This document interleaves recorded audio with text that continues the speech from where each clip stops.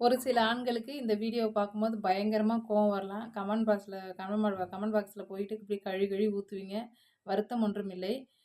நெறைய ஆண்கள் பார்த்தீங்கன்னா, ஒரு சில நெறைய ஆண்கள்ன்ட்ட ஒரு சில ஆண்கள்லாம் பார்த்துட்டீங்கன்னா, ஒரு சரக்கு அடிச்சாலோ, சண்டை போட்டாலோ, பெண்களுடைய உறுப்ப கெட்ட வார்த்தை சொல்லி வந்து சண்டையில போடுவாங்க.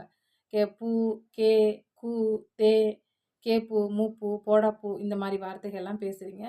ஆனா, உங்கள் உறுப்புக்கும் கெட்ட வார்த்தை இருக்கு. அத யாரும் பெண்கள் சண்டை போடும்பொழுது உபயோகிக்கிறது கிடையாது. ஆனா, நீங்கள் வந்து பெண்கள் உறுப்ப தான் கொச்சை வார்த்தையா வந்து பயன்படுத்துறீங்க. அதுலேருந்து தான் நம்ம பிறந்தோங்கிறது யாரும் நீங்க யோசிக்கிறதுக்கு உங்களுக்கு நேரம் இல்ல.